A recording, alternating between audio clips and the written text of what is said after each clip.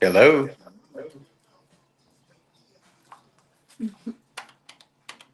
Hey, hey, welcome to the show. Hey there. Sorry, I couldn't be in the studio. I was on call today. I've been in surgery, so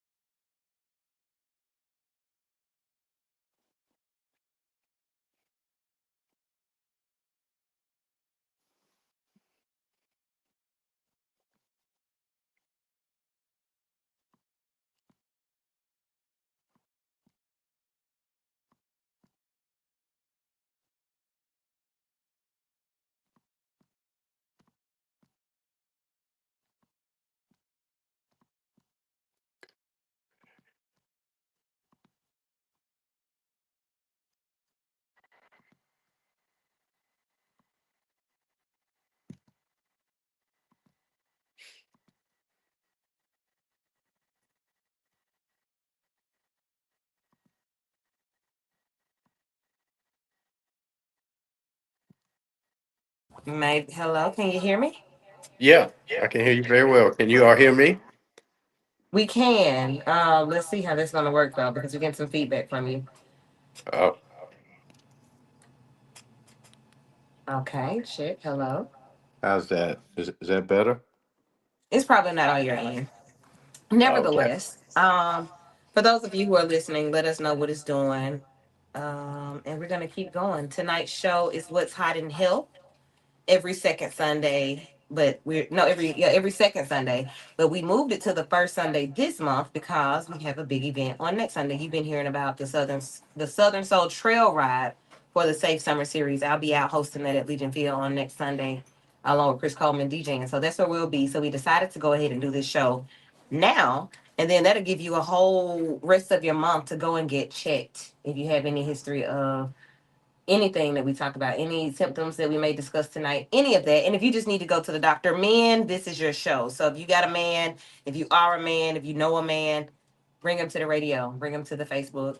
And all of you who are listening, check in and let us know. All right. So I think I made all my announcements. How was your week? Hey, go and tell me. Good week. Same show, new episode. Y'all know it ain't that many changes. That's what's up. Focusing on my goals, my health goals, particularly. Continuing to educate myself, but slow, long journey. But But you journeying. Yeah, my week is full of that. So Okay. good one. All right. Cool. How was your week? Well, I will tell you, it's been an eventful week. Business is growing, but moving things around, inviting people in, people asking to come in. So it's been a pretty great week for me, actually. Awesome. Okay. Oh, it's very good Oh, amen. and very restful. Wonderful. So all is well in it. Okay. Yeah, I want to check in. Or is it too much to get you over here? We need to put a mic over there, don't we? Mm-hmm. My week was great. Okay. I traveled and I attended the U.S. Open. So I got to see Coco and Osaka and Felix and Senna, all the good people. It was great. Your week's I always better saw than ours. Leon, better known as David Ruffin. I was about to say that. Fine there. Ain't nobody, ain't nobody talk shit. Flying planes and going to U.S. Opens. Your weeks are always amazing. Awesome week. Next time, maybe we can all go home. Yes, That'd be next year. great. Okay, there are opportunities. Marshall, how about you? I had an eventful week. Last weekend was Labor Day weekend. I went to Atlanta with my friends and we had a blast. I Awesome. was still kind of on a high from that. Okay. Yeah. Well, as usual, I don't remember. If that's a problem for us. It is. I'm Okay. gonna start writing it down. I do journal, but I'm not bringing my journal in here every week just to catch y'all up. It was decent, I suppose. All right. Okay. So hey Victor, hey Angeline, and everybody else that's watching. Check in so that we can know that you are with us. And let's get to the conversation. So our crew is here. They are well accounted for. Typically, we don't ask our guests how their week was because we want to know how their life has been and what they do for a living, and then how it plays into everything that we discuss. So on your screen, we see Dr. Brian Stone, MD. How are you? I'm doing excellent. Always dealing with health issues of other people, uh, and having multiple kids dealing with adult drama. But besides that, life Oh, is good. okay. All right. Well, good. And then we have our friends from Meds Plus Consulting in the building, as always. Dr. Pauline, Dr. Jennifer. Hello, ladies. Hello, hello. How y'all doing? Hi, beautiful. All right. And then we have a special guest tonight who's going to share with us. Some of you know him as my dad, others know you as. Pastor Larry Woodruff. Yep. How was your week? Fantastic. Okay, so you retired. So you'll be chilling and do what you want to do. That's great. All right. So, y'all ready to chop it up, chat about it, and get everybody educated. Okay, so prostate cancer is what we're talking about today. Dr. Stone is in this conversation because he's a urologist. Urologist sounds like urinate. Is that correct? Well, it's the urinary tract, so you are correct. It deals with That's the the honor. kidneys, the pipes that connect the kidneys to the bladder, the prostate, the penis, the vagina. That's my region. Wow, how did you get in that? It was not my first choice. I thought I was going to Okay. be a ENT, but I didn't like What mucus, so I kind of shifted. now? Wait a minute. Right. Stuff going on down there too to sift a little bit. Okay, we'll get to it. We'll get to it. We will get to it. Okay. Miss Plus, bring us in on this because that just took me out. Yeah. So September is Prostate Cancer Awareness Month. And so we wanted to definitely bring in the expert, someone who could teach us about the prostate, about what it means to have a prostate. And I was actually watching a little medical show today, and it was a true or false. Only men have prostates. Do y'all know the answer to this? I'm True or gonna say false? true. True. I hope you all know False. the Dr. answer to Stone? that. What? Don't Go ahead, don't Dr. Stone. embarrass yourself. Right. Uh, Only the man has a prostate. The That is analog true. of the prostate in the woman is the uterus. So the uterus, Okay. and the prostate are similar organs. The prostate is involved in the creation of the fluid that's found in semen. So it is necessary for fertility, but you can live without it. It can be removed and you can still have erections, but you can't have children. The prostate is typically about the size of a lime, and it's located beneath the bladder. And the urethra that carries the urine out of the bladder through the penis passes through the center of the prostate, like if you put a straw through the core of an apple. The Mm. prostate is not much of an issue in your young life. A man has absolutely no indication that he has a prostate. Occasionally, young guys can get prostatitis, which is a infection of the prostate, typically related to sexually transmitted diseases. But besides that, it's really no issue until we hit about our 30s. The prostate begins to naturally enlarge and continues to enlarge until we die. Men Mm. begin to have symptoms related to this enlargement when they get in their 40s and 50s. You may find yourself waking up at night to pee when you didn't before. You may find your flow is slowing down some. You may find that you drip more at the end of urination. You may have to push a little bit. You may not feel empty completely. These are all the signs and symptoms of an enlarged prostate. Prostate Mm. cancer, on the other hand, is a asymptomatic disease. That's why they call it the silent killer. There are really no symptoms in its earliest stages. When you present with symptoms, that's usually a pretty bad sign. Prostate cancer is screened for using a blood test called PSA. Mm-hmm. PSA is not a public service announcement, it is prostate specific antigen. It's a blood test. The prostate is the only organ that makes PSA. Now, just because it is elevated doesn't mean you have prostate cancer. You could have an infection, You could have had a catheter placed or some type of urological procedure that makes the PSA elevate. So the most important thing is that you understand what your PSA is. Now, about 8 years ago, the United States Preventative Task Force Service gave the PSA a bad grade. And so primary care physicians pulled back from performing PSA blood tests. This was a damn disaster because we spent 25 years trying to alter the behavior of men, especially black men, trying to get them to participate in screenings, get their prostate checked. So the United States Preventative Task Force got a lot of pressure and they gave the PSA the appropriate grade after an 8 year delay. So what we found out happened in that 8 years is that advanced prostate cancer increased significantly. The number of deaths from advanced prostate cancer increased. And you know who bore the brunt of these issues? Black men. Black men. So I think it's instead of relying on physicians and the healthcare system to take care of you, you need to take care of your damn self. That means getting educated, understanding what a normal PSA is, when you should be alarmed versus having somebody else tell you. Because we still have patients being referred to us with the PSA much too high. And when I review their records, the PSA has been rising 5 years before. So the only advice I can give is to try and educate yourself. So a normal PSA for men up to say 50 years old should be less than 2.5. And even in some cases, that 2.5 is a bit high. I tend to follow something we call PSA velocity. This is the rate of increase over a 12-month period. Your PSA should not increase more than 0.75 over a 12-month period.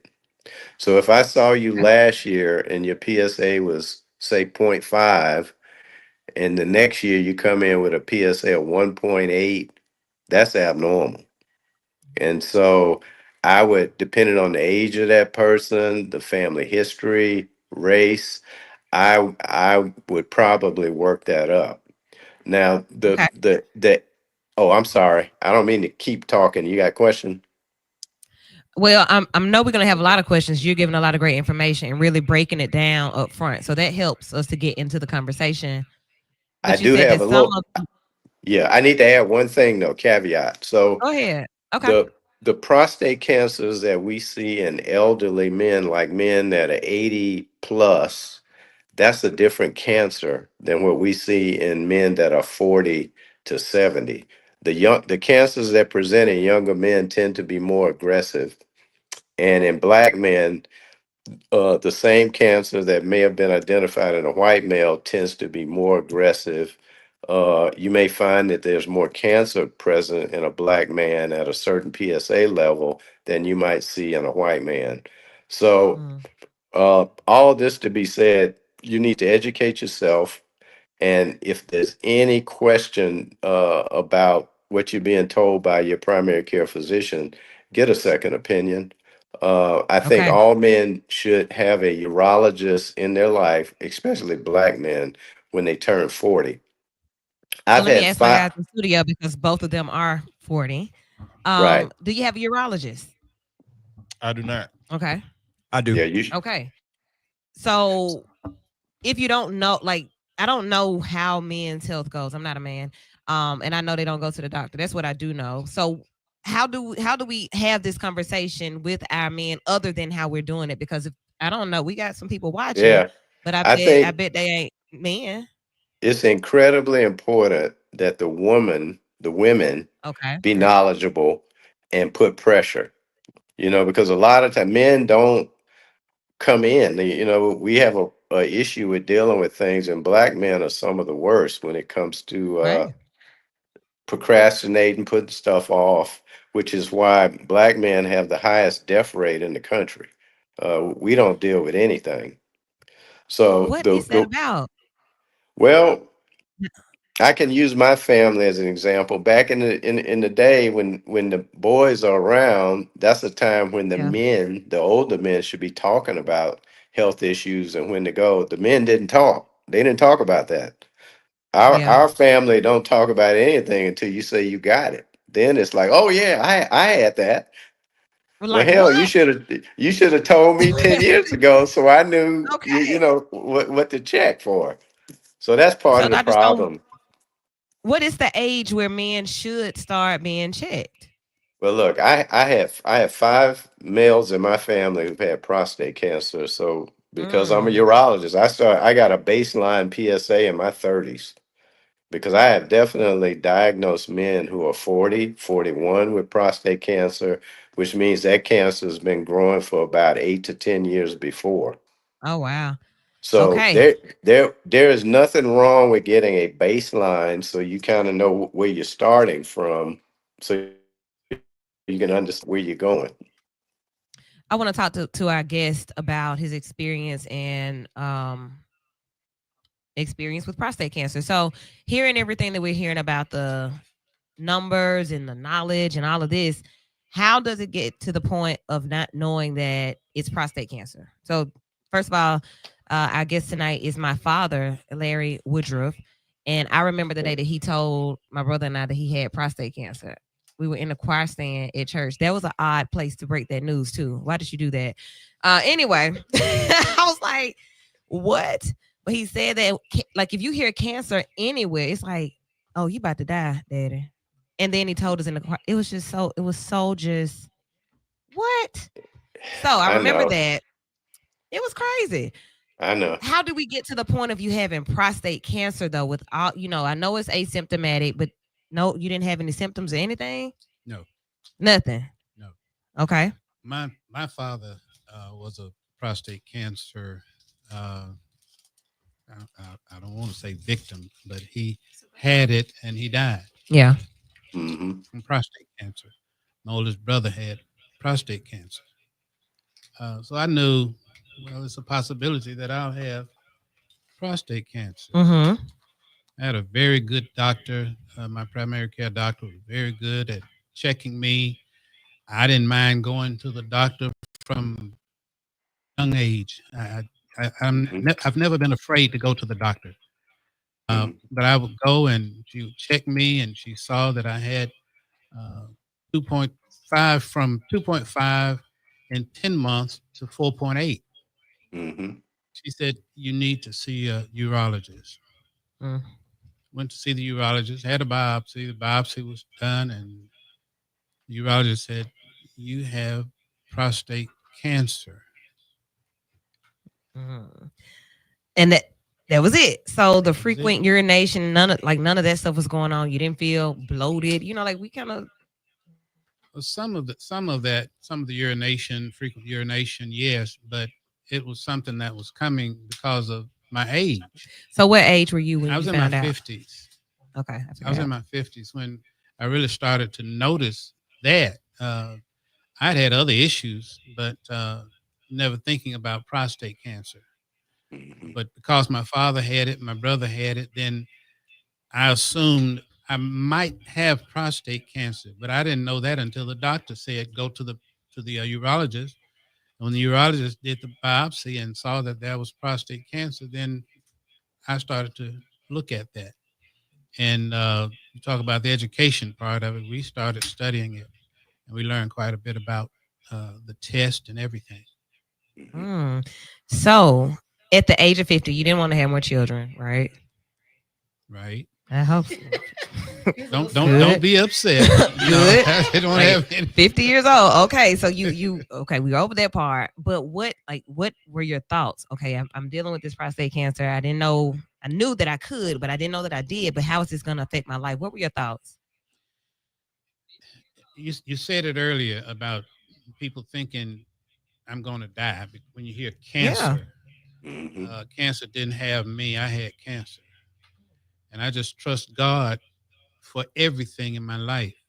So in that, my wife and I, we prayed as we normally do, but I think we prayed a little bit more, a little bit harder, because we had to get an understanding of prostate cancer and what it had to offer us.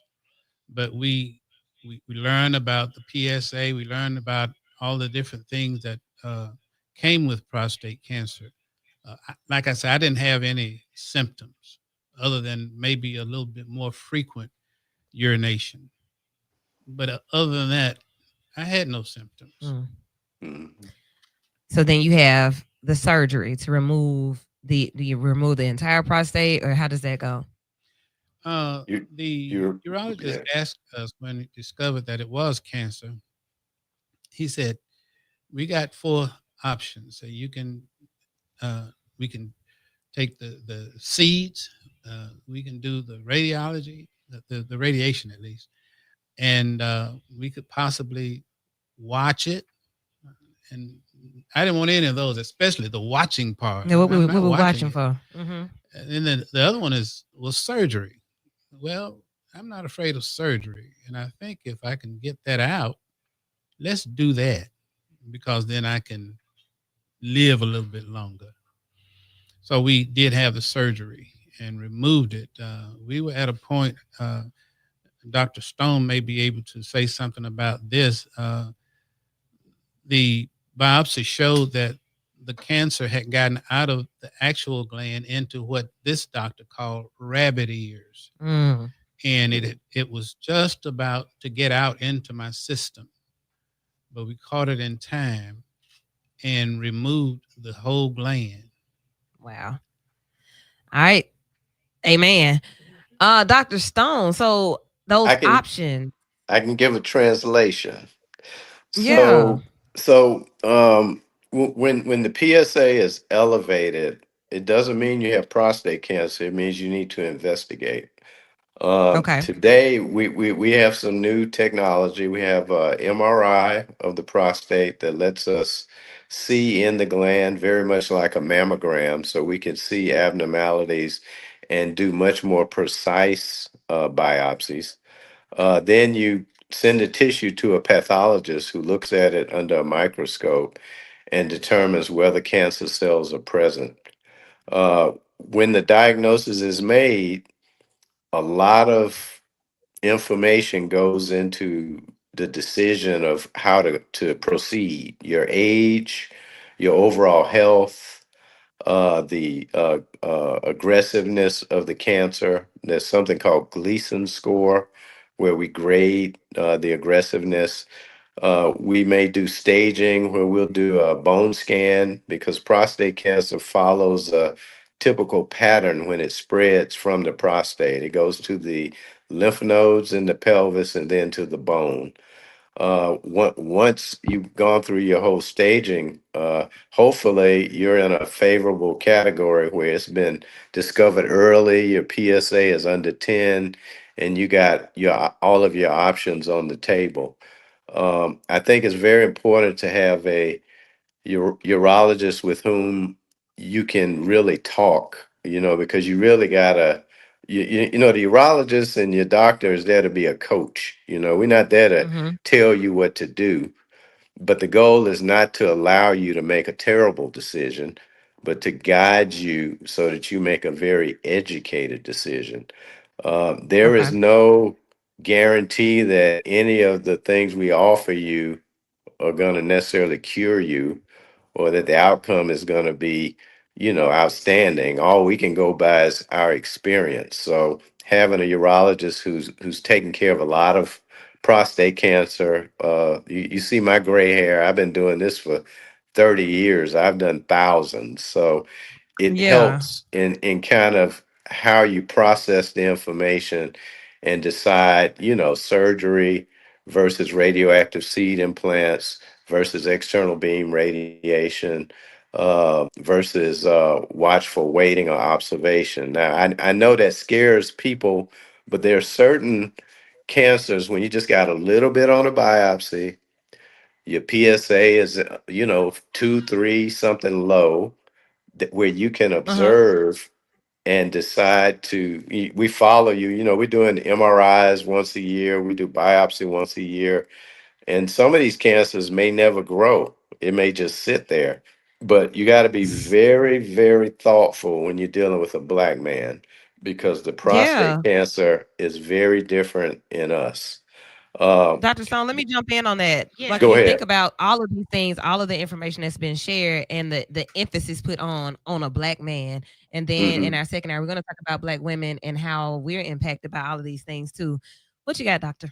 Yeah, I wanted to say, Dr. Stone, I wanted to go back to your point about your physician being the coach, because I Hmm. feel like a lot of the mistrust in the healthcare system, particularly with Black people, comes from, well, my dad went to the doctor or my granddad went to the doctor and he died and he this and he that. Mm-hmm. And I want you to just Hmm. kind of speak to that doctors don't necessarily have all of the answers. Like you can't present to the doctor explaining your symptoms and the doctor magically comes up with this magic potion that Absolutely. cures you. Speak to that a little Absolutely. bit. So, our health seeking behavior is typically a learned thing from our families. So when you're not somebody who has been taught to do preventative care, where you're doing maintenance, you're going in once a year, you're getting your PSA checked regularly, you're getting your blood pressure checked. So when the slightest thing goes wrong, you can do something and be in a better place. We typically practice crisis medicine. We don't Mm. go in until there's blood coming out of a hole, something's hurting. You can't, for prostate cancer, breast cancer, colon cancer, you got to get off your butt and be proactive. You get your Yeah. colonoscopies on time. You get your mammograms when you're supposed to. You get your digital rectal exam. That's one of the big things I hear men complaining about, black and white. Nobody wants to get the finger in the rectum. Well, the only reason we're doing that is because that is the only way to touch the prostate. 90% Oh. of the cancers that occur in the prostate occur in the posterior part, and the posterior part of the prostate leans against your rectum. It's about Mm. 2 inches in your rectum. I tell the men, you take poops bigger than my finger. So Wow. that's all we're doing. We just checking to see if there's a bump or an abnormality because some cancers don't make PSA go up. There are men Okay, walking so around let's with a, talk, hold on. yeah, go ahead. Go ahead and finish that statement. You said they'll walk around with what? Yeah, they guys with a normal PSA, they got prostate cancer. That's why Mm. we need all the information. We do everything that gives us the best opportunity to come with a good judgment for you. We're trying to give you the best information possible to help you make the best decision for you. So let's check in with our guys in studio. Okay, because these are our guys and we care about them, Yep. and they say that the women make them we make them react, we make them respond. So guys, you both are healthy men, right? For the most part, that you know of. Working on it. Working on it. Okay. What is this conversation saying to you? Well, I heard him earlier. I had mine checked in my late 30s. Okay. Family And history. so yeah. Okay. And so yeah, the test that he was just talking about definitely is not my favorite. However, you just have to value life. And one of the Yes. things that I try to implore through the members and through the community is you kind of get to manage your life. And so part of managing your life is making sure that you get to the doctor. And that's all the doctors, especially this doctor for us. So it looks like Eddie said, it's a work in progress. Mm-hmm. Yeah, Eddie, what you say? Because I know you have some family history of other cancers. Yeah, I got family history of a whole bunch of. My daddy got bladder cancer. My grandma had breast cancer, had breast removed. No prostate cancer, no cancer on my mama's side. Mm-hmm. But it's like Dr. Stone was saying, we was at the table eating Thanksgiving dinner, and my daddy out the blue just said, "Yeah, I recovered from bladder cancer." Sir, what? And I'm like, what? We all looking at each other like, did he just say what we think he said? He just kept getting his greens and cornbread mashed together while he saying that. Like, what was that about? And so Okay, then, Daddy. he's now at a point where he's very, very open about it because we Okay. got on him and he's telling us what's going on. Yep. You know, letting us know his treatments and his process and all of those things. So my thing has been, every time you need to go to a different type of doctor, you need to ask your primary physician. So in my mind, it's already serious. Until the diabetes journey, I just thought that primary physicians did such a rigorous level of testing that, like, when something came up, they were gonna let you know, hey, you need to go here. But now, really, very primal. you need to be an advocate for yourself, and at your certain markers, you need to be saying, hey, look, I want a PSA. Yeah, because they not just checking. They literally just saying, what you coming here with today? Let's deal with that, and then blah blah blah. And it's like, I'm learning that, like, oh, they just gonna do the bare minimum, and you got to be advocating for yourself and saying, at my age and my race, these are the things that I'm probably dealing with. I need you to check this out. And I didn't know, what I'm learning today is, I didn't know that prostate cancer was another one of those silent killers, along with high blood pressure and along with high cholesterol, to where it don't sound like my physician or my primary physician, without me requesting it, is going to just pick up on a PSA being out of norm. Yeah, I think that's a good point, and because we tell people when we're in the community educating, one of our primary statements to patients is, number one, be your own advocate. Number two, gone are the days where we're just smiling and nodding and just kind of taking whatever the doctor says.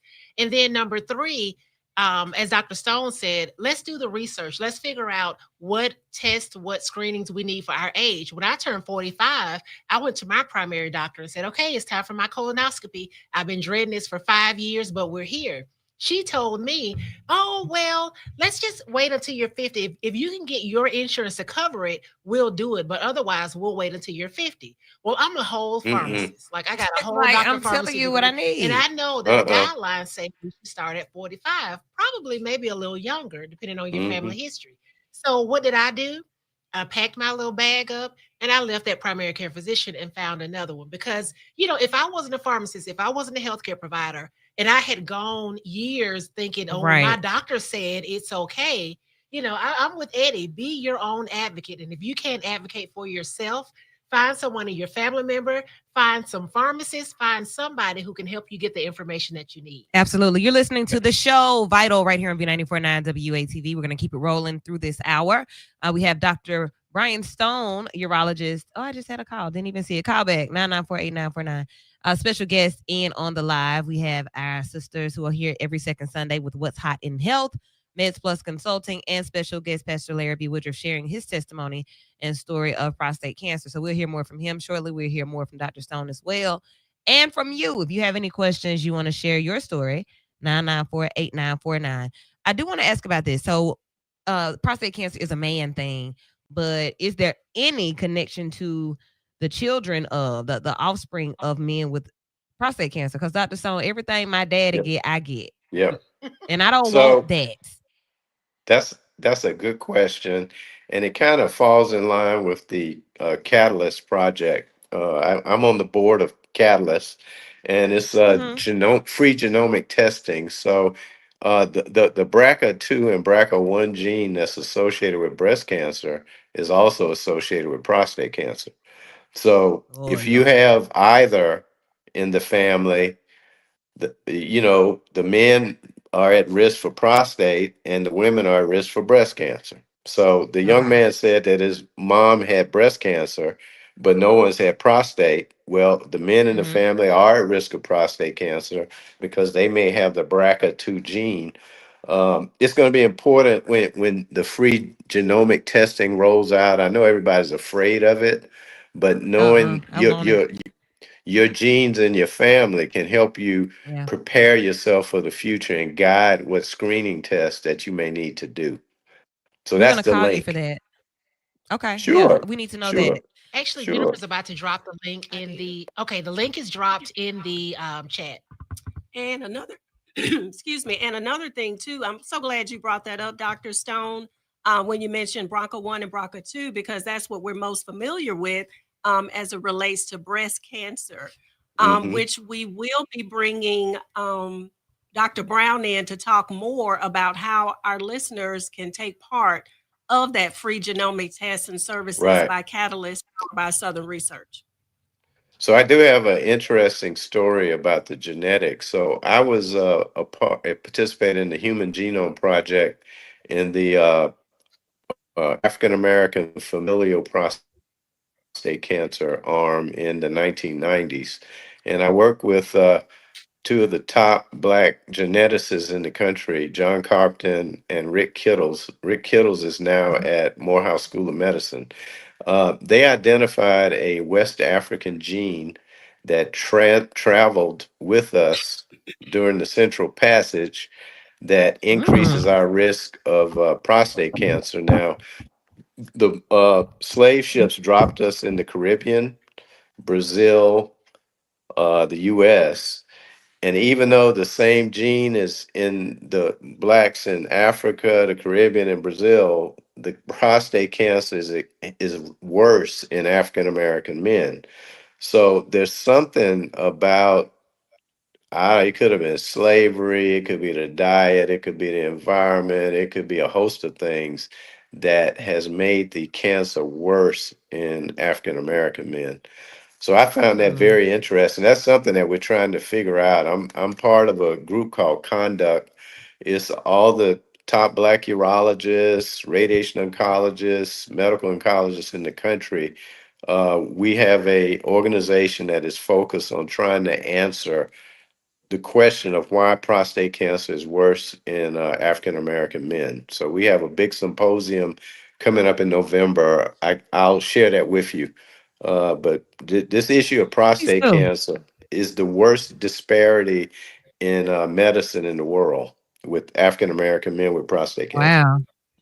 So this is a huge show. Let's go to the phone lines and get this caller in. Caller, you are in with the show Vital right here on V94.9 WATV. What's your question, comment, thoughts, concerns, feelings? Local room.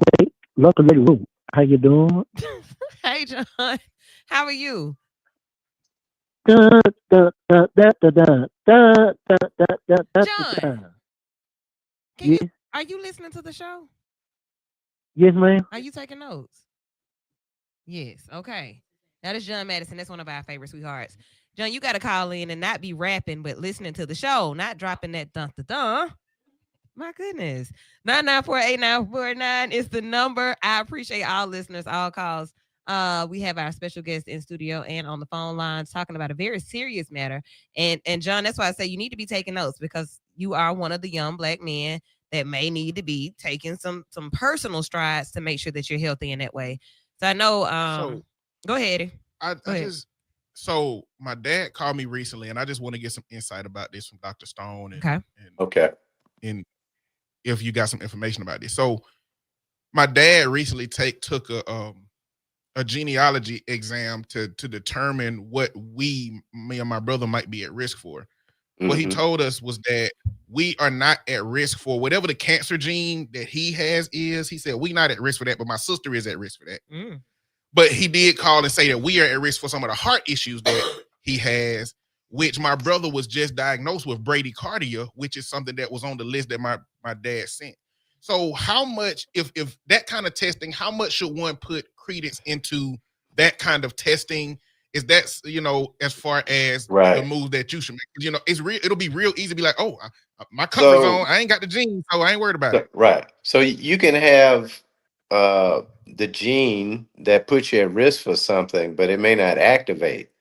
There are certain you got to have something to turn the gene on. So having a bad diet, it could be dietary, it could be environmental exposure, it could be smoking cigarettes, drinking alcohol, not exercising, being obese.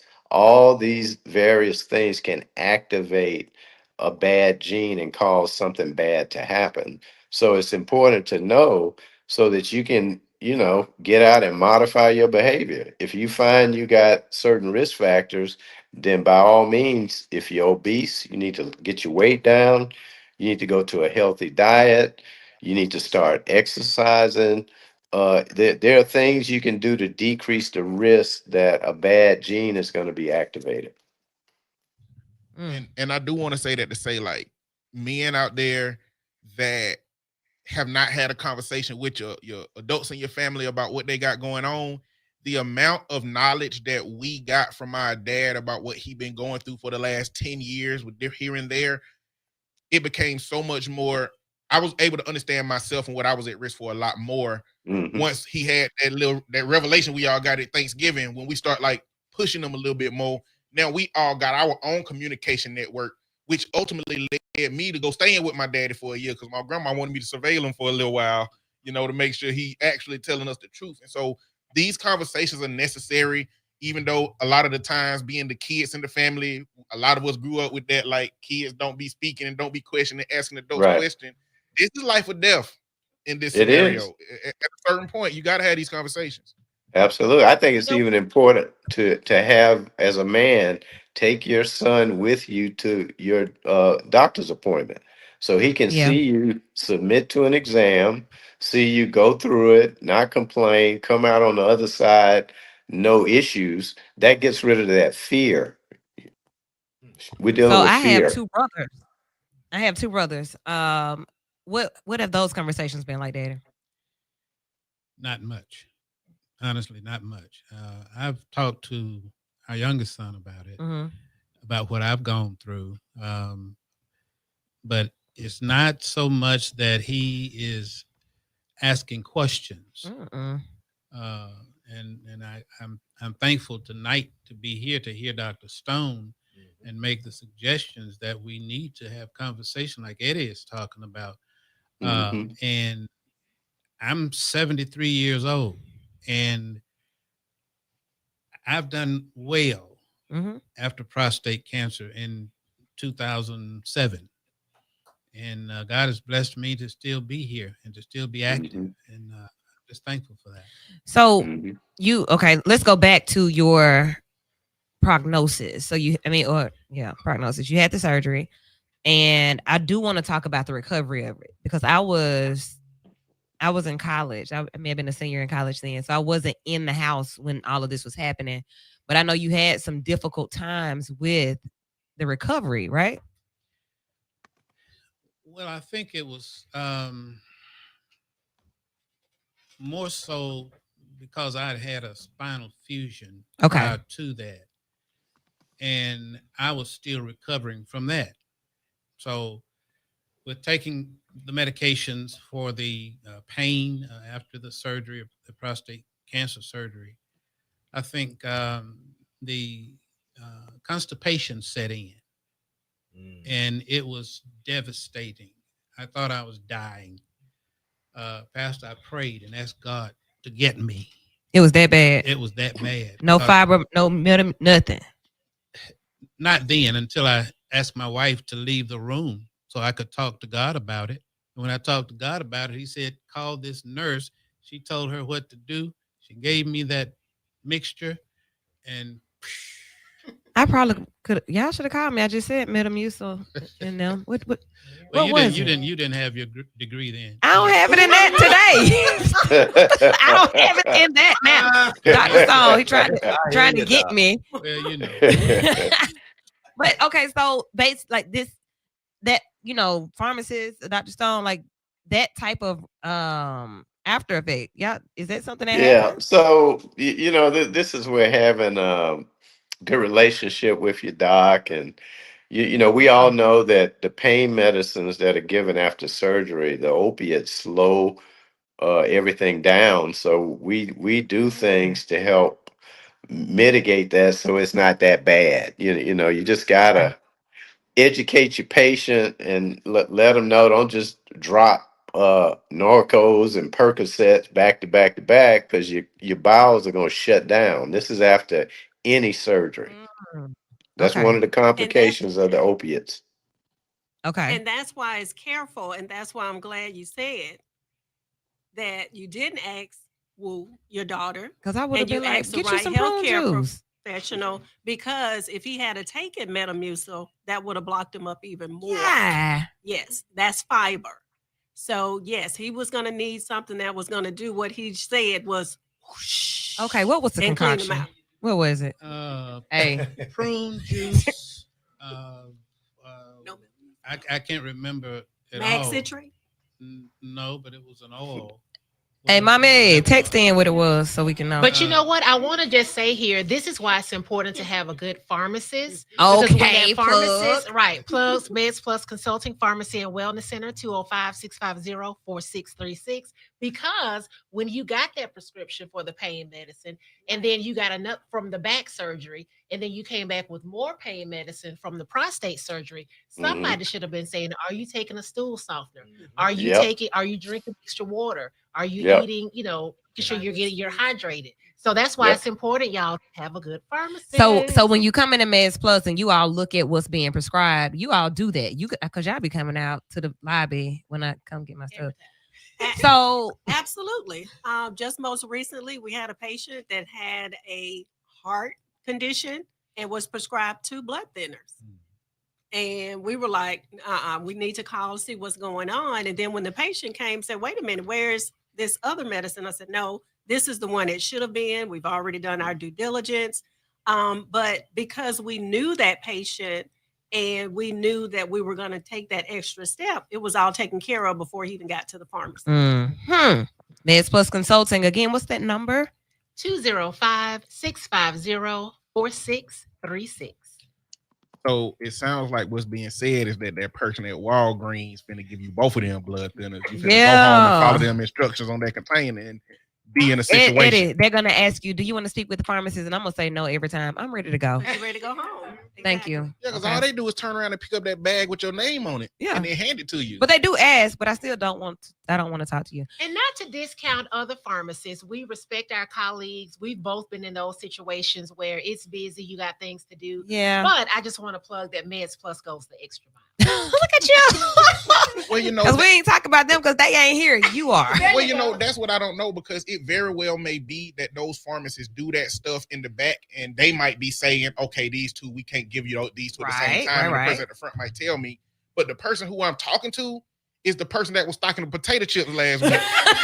So I'm just needing to know, like, it's like that personalized experience sounds like a lot more desirable than, dealing with maybes. Meds Plus Consulting in the heart of downtown Birmingham, 205-650-4636. Dr. Stone, how can they reach you if they want to get a urologist? Oh, okay. My office number is 205-384-3013. I have an office in Jasper and Gardendale. Gotcha. So if you're looking for Dr. Stone's information, it is now posted on the screen, 205-384-3013. So September is Awareness Month for a lot of different conditions, and just to keep you aware, prostate cancer is where we are in the first hour of the show. Any thoughts or feelings on prostate cancer and just what you've heard tonight? I did want to make a comment. A good support system. My wife was with me from day one. We sat with the urologist together, and that's very important, because had I been alone, I possibly wouldn't be here today. We need somebody that's going to share that with you, whatever you're going through when it comes to any kind of cancer or any kind of dis-ease. And I think that's very important for family members. Like my daughter was there when she was home to help with my care. And it's important that we have somebody that's there that will experience that with you. Yeah, I would just add on as well. My parents, at the time my dad was diagnosed with prostate cancer, my parents were divorced. So I had to help with my dad. So for you to have your partner there, I can tell you that speaks volumes. But for those that do not have partners or significant others, you have to have somebody there with you, because you're going to be weak. You're going to be tired. You're going to be exhausted from the surgery. So what I decided to do was to move in with my dad, and my husband, he didn't come. He stayed at home. So I would get up and prepare breakfast and a lunch for him. The breakfast would be in the microwave, the lunch in the refrigerator. So all he needed to do was to do that once he got to the point to where he felt like he could handle that. Yeah. Outside of that, he was able to get back to himself or whatever. But that was over 10 years, 15 years ago. So I know the recovery may be a little bit different, but it is very important to have someone with you at the doctor's appointments, because you're still processing what's going on, and you need somebody else there to take that Yep. information in and or share information you may forget. Yeah. So that part of the journey is very important to have somebody there. I love And that. just to add, Even I in a would hospital say, setting as a Hold on nurse. 2 seconds, y'all. We got two people talking at the same time. oh, Dr. Stone, I know you can't yeah, see what's yeah. happening I in was the just studio. okay. Sorry, I was just gonna Hold say on it's 2 a. seconds. Go ahead. Give me 2 seconds. Wendy, what you got? Just in a hospital setting as a nurse, we can't diagnose, Mm-hmm. but we are in the room a lot of times when the doctors do diagnose. And what we tell our patients is mental health it becomes a very important part of the journey when you're going through any disease or cancer or illness. Anything that changes your physical state changes your mental state as well. Yeah. So we tell the patients right off, get some support, get you a therapist, get you whatever you need, that's going to help you in the journey, because the state of your mind will change the state of your physical more than the disease will actually. Because I mean, if you're not fighting for your body's not going to fight for you. And your brain, your mind is the control center, it's the command center of your body. And if your thoughts aren't good, they're not aligning, mentally and physically, then you're not going to be able to fight whatever it is that your body's going through. So All we right. tell the patients that too. Thank you, Wendy. Dr. Stone, I'll give you the last Oh, yeah. I comments was on just this gonna hour. say it's important. When after the biopsy, when the patient comes back for results, that somebody be with the patient, because I've seen a number of times where the guy comes by himself. I explain everything. He goes home. His wife asked him, "So what happened?" And he said, "The doctor said I'm fine." And then she calls me, and I'm like, "That's not what I said." Because they kind of in shock. When you're getting this information, you kind of, it's a lot to process. So you really need to have a friend, a family member, somebody with you to kind of, take notes and reiterate to you what was actually said. Yeah. All right. We thank you so much for joining us tonight. Thank you, Meds Plus, for linking Dr. Stone. And Dr. Stone, I was trying to connect with you on another project maybe about 6 months or so, courtesy of Dr. Jerome Williams. Oh, well, I, call I, me I'll, anytime. I'll I'm here follow for up. you. I'll I'll follow be up. We okay. appreciate the information tonight for sure. Yep. Last thoughts on prostate cancer. Any questions for Dr. Stone before we get out of here for the second hour? I do know you said that there are not really symptoms, but is there anything just maybe a little bit more common for men to just kind of pay attention to their bodies? What would that look like? I would say, prostate cancer has absolutely no symptoms. It's in a place where you really don't have many nerves, you don't feel anything, so you just got to be responsible. So my advice is going to be, when you turn 40, take your butt to a doctor and demand a PSA, or go to a urologist, get a baseline PSA. If you've had multiple people in your family who've had prostate cancer in your late 30s, just get a PSA blood test so you know what your baseline is. And be very proactive about your health, because if you make a mistake and the horse is out of the barn, it's too late. So it's easier to be proactive now, take the information we've given you tonight, and take some action. Dr. Stone, I'm hoping that you could probably shed some light on this. My father had prostate cancer. He's deceased now, but Right. I remember back when he had it, and I was fairly young. But each one of his buddies they all started having it. Everybody almost around the same time, around the same age, and this maybe late 50s, 60s. Mm-hmm. And what I do remember about that is that they were all scared to death. This was the Black Plague, because everybody was wondering, could they have sex? Mm-hmm. Pause right there. So we come back for the second hour. You can jump in on that. Great question. That's a cliffhanger. We like those. That's a segue, as we call it in media. So we're going to use that segue to shoot us over to the second hour. Hang on, Dr. Stone. Don't go nowhere yet. That's a great question. Okay. Attorney Kristen fridge. Hold on, y'all. Let's do this. Let's do this. Let's do this.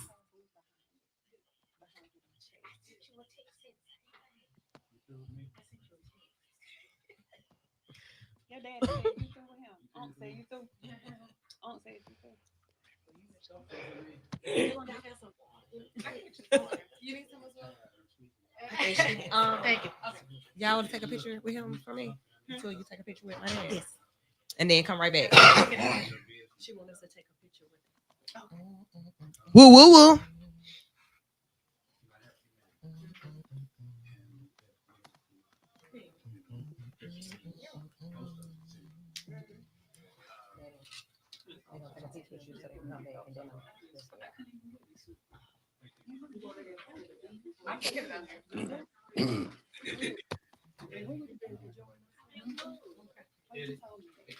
Yes, sir. Nice to meet you. Thanks for the information. All right. Thank you. Bye. Bye. Okay. Cuz.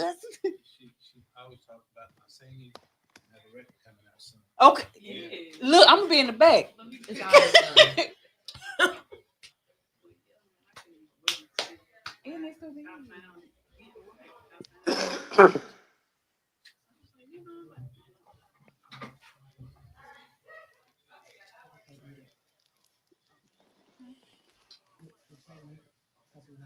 It ain't right this week.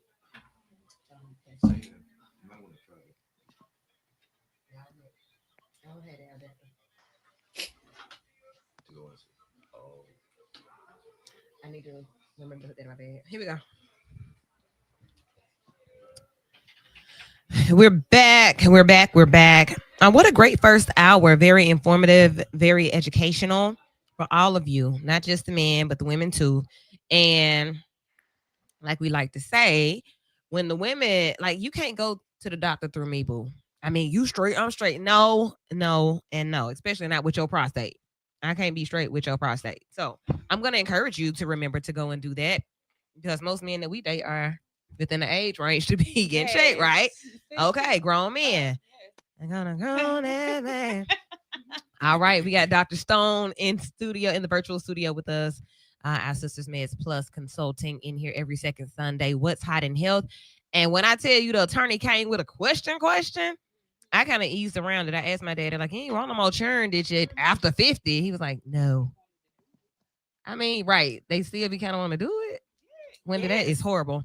At 50? At 50, I ain't lying, they do. Anywho, so what are you saying, Woo? They still want to know, does it work? Afterwards, Dr. Stone. So let's jump in on that. Kristen said that her dad was diagnosed around what age, Kristen? They still be trying to do it late 50s, early 60s too? Yes. 70s, 80s, and 90s too? Yes. As long as they can. Of Because course. they's a man. Well, of course. it's a normal human function to be able to have sex. When I turn 70, Dr. Stone, we won't be talking about this way. But when it comes to No. men, it seems we talk about it more. That's not true, because a large portion of my practice is erectile dysfunction. And, guys are coming in all the ages up to the 90s. I have 90-year-old couples that are still active. Okay, well, all right. Kristen, you want to ask your question again? Because he said he got 90. That just answered all the questions. 90 and still active. If you take care of yourself, you can still do it. Damn. All right. I want the doctor to address the taboo that comes along with being checked with Black men. Mm-hmm. I think that's the biggest issue with them. They feel like they're compromising their masculinity by being checked, but you're dying because of it. Yeah. Okay, let's do that one. It's not just Black men, it's white men too. It's the man and this. Yeah, it's something about the butt, the anus. I don't know. Well, everybody, hey, it's an exit. That's where the prostate's located, so that's where we got to go. It's just a physical, a medical examination. That's all it is. How long does it take, Dr. Stone? Less than 2 a minute. minutes? Less than that. Like, boop, out. Boom. What's the problem? Y'all need to grow up. All right. Dr. Stone, to wrap this part of the conversation up, once again, your contact information, please. 205-384-3013. We're always available. All right. Brother, can you share what days are you in the Gardendale location? I'm there once a month. I used to go more often, but we have just gotten so busy. My Jasper office is huge. So we have a lot of patients from Birmingham, Montgomery, Tennessee, Mississippi, patients coming from everywhere. So I go to Gardendale when I can, at least once a month. So you might have to just take that extra little couple of miles. 384-3013. 384-3013. 205-384-3013. That's how you can reach Dr. Stone. Get you a little road trip. Go on up to Jasper, get your prostate check. Takes about 2 minutes. Real It's easy. not that far. I live in Hoover by Pelham. It's not a bad drive. It's easy. Okay.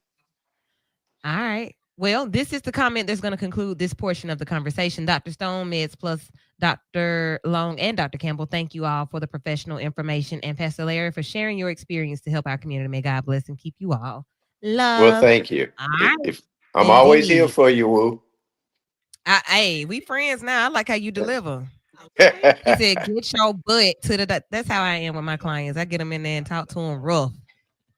Because being nice to these men, the men don't listen to you when you're nice. I have to yell and cuss. Me too. Oh, we're going to be friends forever. All right. Well, thank you for joining us. If you want to hang around, you can. If not, you can lead a conversation. You all right with me. September, he jumped right out, just like a man. All right. September. There are so many things to be aware of in the month of September, and our sisters from Meds Plus are still in the building. And we want to tackle some of those things because this is like one of the only conversations you hear like this ever anywhere. What's hot in health, and it's right here with the show because it's vital that we talk about these things. So Marshall pulled us a long list of what to look at for September. Suicide awareness. I know that's something that we could talk about all night, Eddie, and what we see. Stats, I can't say how many people actually, like they say, are successful with suicide. So we've changed the language on that. That is not the language anymore. But those who die by suicide, the numbers are definitely increasing. And then the idea that people don't know what to look for. People don't believe that someone will do that. You know, like, no, that's not what that is. That's not what they meant. That's what I said. So if I say it, if I give any type of indication that may be where I am, I'm going to ask this in studio. What would you do or what would you say? I'm giving away my things. I'm saying, I'm just over it. I don't want to be here. Yeah, you're just going to talk. Okay. And meet them right where they are. Okay. So if that's their state, then what get to that state, you can find that out once you just meet them where they are. So we're talking back. We're going to go back. Where are you? Okay. And then let them, they'll usually open up into some kind of point. It's a lot of times it's not what they say, it's what they didn't say. And you just have to be in tune to what they didn't say to ask the right questions. Okay. What I've seen in a lot of cases now is people don't allow people like what he said to be where they are. They immediately try to give them a solution or try to fix it. And a lot of times you can't. You have to allow them to be in that state, allow them to feel what they're feeling and sit there. Sometimes all you can do is just sit in silence with somebody, and that's all they need. Everybody isn't looking for a solution. They're looking to be heard. Yeah. Sometimes. Suicide is often, whenever that is like that, when someone feels that that's the solution, they have done and said and thought and felt everything that they felt that they could. Right. Like if you get to that point, just sit in silence with me real fast. Maybe that, right? Walk with me. Yeah. Just be, right? And you know what? I also feel like we have to not be afraid of letting other people know. So a lot of people, if someone comes to you and say they feel suicidal or they don't want to be here, you feel like that's a bond that y'all have, and that, you know, that if you tell someone else, it may break that trust. But when it's that serious, where they're talking about, you know, not being here anymore, you have to get other people involved, whether it's family members, whether it's healthcare providers, somebody else has to be involved. And you have to be straight out. Hey, so are you thinking about killing yourself? Do you have a plan? You have to ask the That's direct specific. questions, right? So be very specific, ask the direct questions, but then also be very empathic. Like, hey, I'm not myself. Okay, well, let's talk about that. What does that mean? What's different? Tell me what's different. What has happened? What's changed? And talk. Like, be able to listen and just let them talk. Eddie, what you got? I'm just gonna zoom into something that you just said, which before I became a therapist in the clinic, I didn't know this because I think the natural instinct is to like not talk about it, because if you talk too much about it, the person might start feeling the ways that make them want to do it more. The most significant question to determine the level of urgency of a person is if they have a plan. If they have a plan, this is a very dire situation now, because a lot of people's plans be take pills, which they have access to, which is to shoot themselves, which they have access to those things. Once you know they have a plan and they disclose it to you, now it's about making their environment safe. Right. And one thing I would add to that, just having personal experience, because when people come to me versus coming to you, it's a little different, right? Because most times people in my capacity want to over spiritualize the moment, right? Man, what? You want to Yes. give them all the, and so as Wendy said, the ministry of proximity is probably the most powerful tool. Oh, that's But good. Let me find my yeah, organ. Hold on. tune me up, E flat. Hold on. Here we go. But I will say this: having experienced seeing someone take the pills, having seen someone with the gun, and you're having those moments, it's a whole different type level, right? And I would say to anyone out there, like, if you're at that point, and you're witnessing someone at that point, please, please, please do not try to over spiritualize the moment. It's not the time for scripture. It's just the time for space. It's the time for you to be there.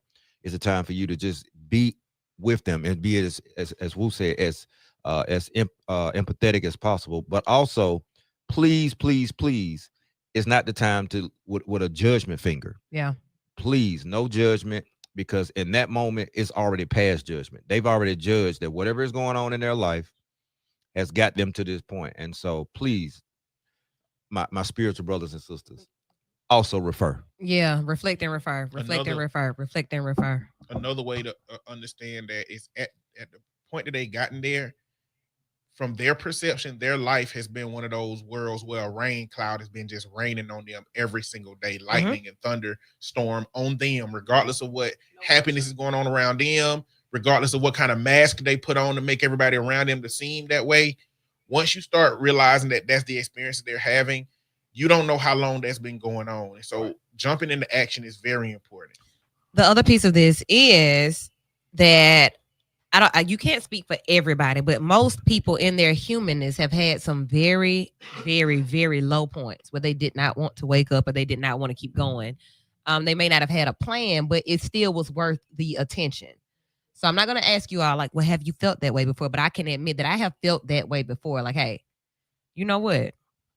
I could not come back to this place tomorrow. I could go somewhere else tomorrow. How I was going to get there, I didn't know. But I knew that the situation was just so uncomfortable for me. It was just so not right for me in that moment that I wanted some other type of solution. So what did I do? Sometimes it's chemical. So you have to think about, like, well, what other conditions might you have? You have to think about what type of spiritual situations may I be in? Who may I be connected to? What do my finances look like? So when we start thinking about ourselves in these situations, we can then be more present for other people. So I remember, like, what put me in those spaces. So if somebody comes to me in my office and says, you know what, it's this, I can say, right? Right. So now we know I know how you could have possibly spiraled into that. Let's spiral out of that. And then once they get to a place where they can openly communicate what it is, because a lot of times they're not in that space yet where they can openly communicate exactly what it is that's causing it. Once they can finally communicate exactly and pinpoint it, then we can talk about, this is A, B, and C, what we can do to get you here, or to a better mental state, or to a better physical state. So, and so it is both of those, a mental state. There is a reflecting, there's thinking about, it's like processing, how did I get to this space? What are some things that happened? Was it something I've been holding for a long time and things have been stacking? Is it that I've been off my meds? I'm off my rocker, literally. So it is chemical. Somebody broke my heart. and my heart has been broken so many times. Ain't nobody else gonna break it because I'm gonna go to heaven. These are real conversations. So like when people say those things, what do you say to them? When they talk Suicide about Awareness heartbreak? Month. Yeah, because you see that all the time, don't you? Like social media, you see people crying out, as we say. I'm on social media crying out. Every status is whatever it is. How do you respond? And the reason I brought up the judgment piece, there was a young lady that took her life here Yes. recently, Yeah. right? And social media was being social media, and I think it adds to it. But it's one thing I want to say, especially in this season and in this month. People tend to look at it as if it's them, but from research and especially recently, infidelity or betrayal is worse than death.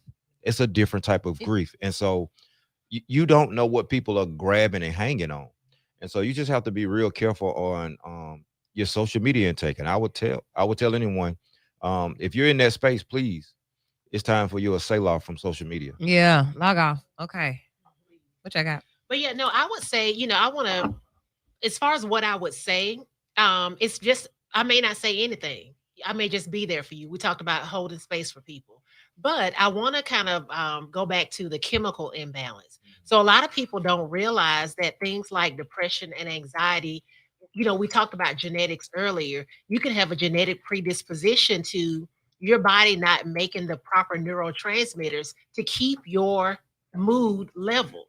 And so you think, well, why am I feeling this way? It could be an acute situation that caused you to be low, such as grief, such as, betrayal or infidelity. But it could be something chronic. We just talked about having prostate cancer, things like diabetes. There are people with diabetes are more likely to have depression than someone without. So we have to think of all these factors. And then when you add on to their physical health, you add on things like finances and faith. A lot of people have depression over faith because I'm not feeling spiritual enough. I'm not enough. I don't know what to believe. Exactly. I don't know what to believe. So, I mean, there are so many factors that go into, how our mind and how our brain processes things. I think we need to look at it all. And then a lot of times just hold space for people. As Wendy said, I don't need a solution. I just want maybe somebody to be with me in this moment. Mm-hmm.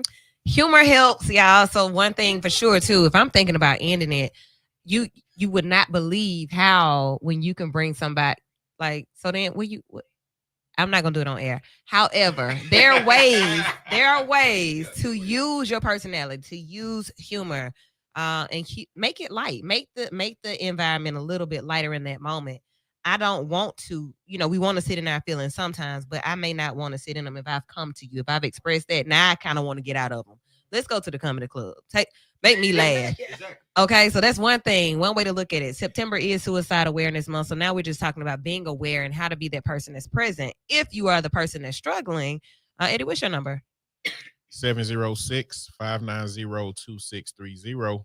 Mine is 205-452-0111. 205-452-0111. You can text or call. I prefer you text first.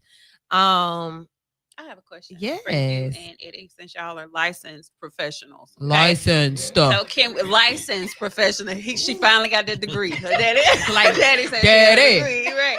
Hater. Can we address? I know a lot of people. Because we've been seeing a lot on social media. People are very vocal now about them committing suicide right before they do it. A lot of older seasoned. I don't call people old people. A lot of seasoned people that are not on social media. Older people commit suicide at a alarming rate. Yeah. Older, like when I say older, I mean 70 plus. Yeah. Commit suicide. Can y'all kind of address that and what comes along with that and why y'all feel like a lot of older people and what they can do, what they can be involved in? Dying by suicide, because you die by suicide. That is the correct terminology for it. And you think about loneliness and isolation in older age. And honestly, you would start looking at isolation and loneliness at our age, right? But then if it has been chronic, like I am chronically alone, that's sad. That could be sad if you don't have the support system or the people in your ear to talk about groups and, sessions and meetings where people are gathering to show, right. And your surroundings are changing, your environment is changing. Eddie, I'm going to let you answer that, but something else just came to mind that I want to share with that. that something Wendy just said, that grief of seeing when you're, I guess, the healthiest person around your friends and you're seeing your friends die, and the people you used to go hunting with, they're no longer here. If you're a man and your wife is gone, or you're a woman and the husband is gone. And not only that, there's another complex grief that happens in old age, which is losing access to parts of you that you used to be. Yeah. You used to be able to walk around without a cane stick. You used to not have to go, figure out things about your erection.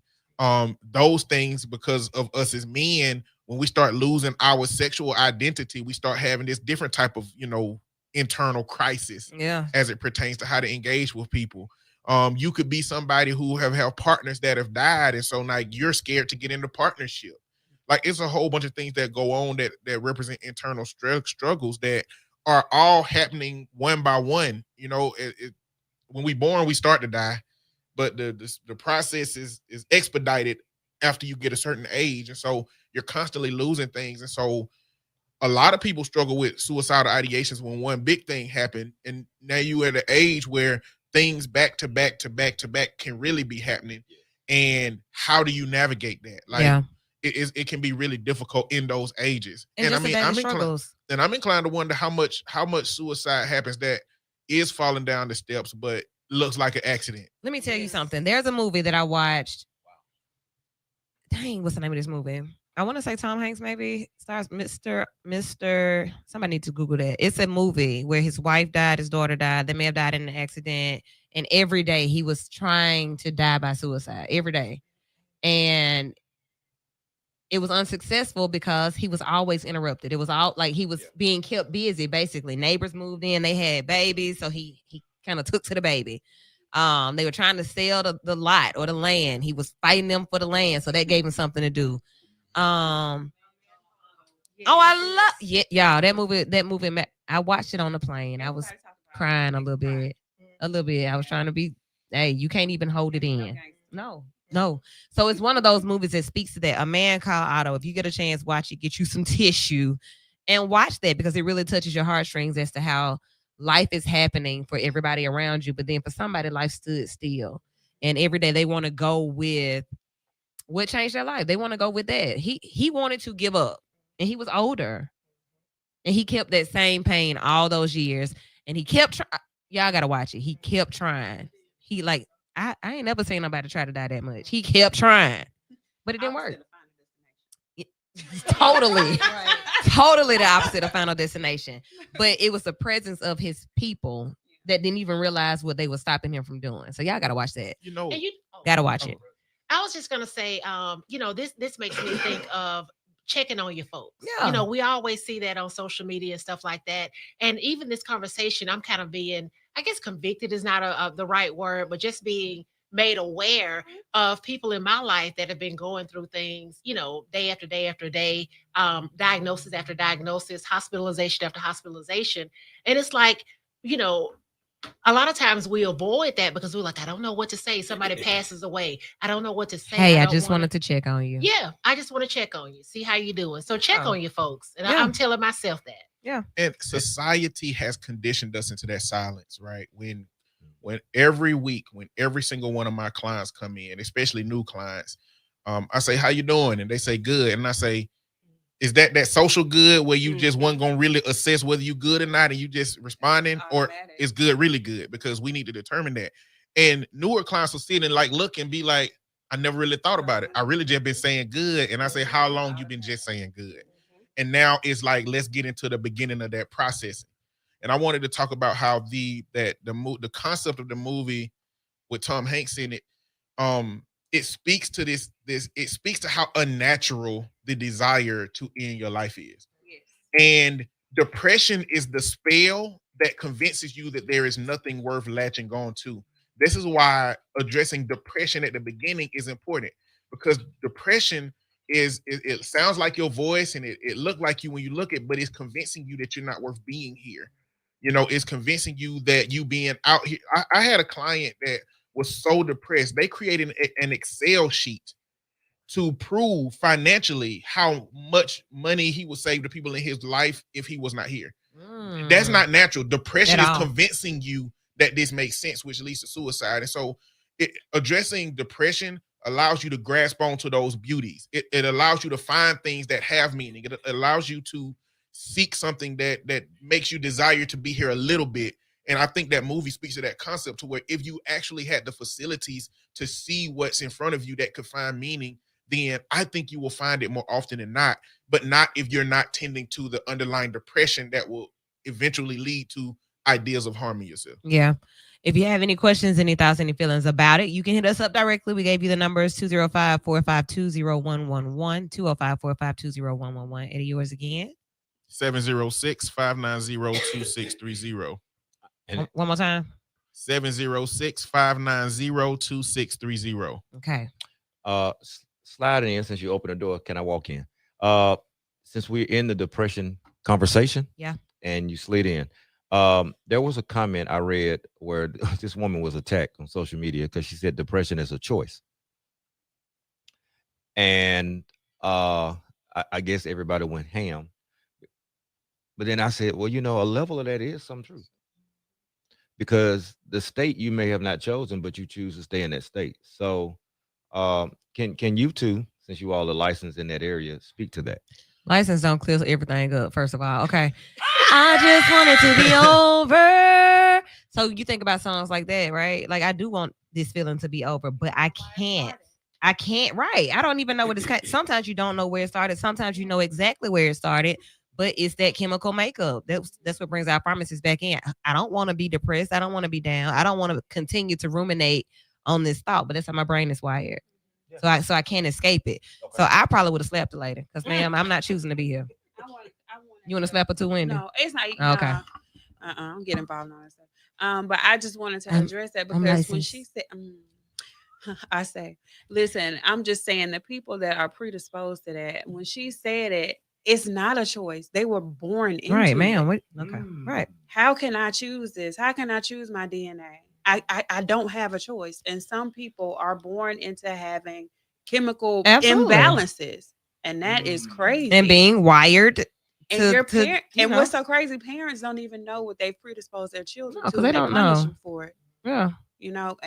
They don't know how to come out of their room. Because you were in your room. Go outside. They don't know how to come out of the room. But they couldn't stay in their room because they would have got told. So I think that there's a certain group of people that get caught up in not realizing that they're on a far end of a scale of not experiencing a deep level of depression type sadness, that the worst they feel is something that they can think themselves out of, but they don't understand how a group of people on this other end of the spectrum is just not I haven't had a level of depression that, like the stories that I've been told about depression, I have no idea what it feels like. I just believe the person when they say it, right?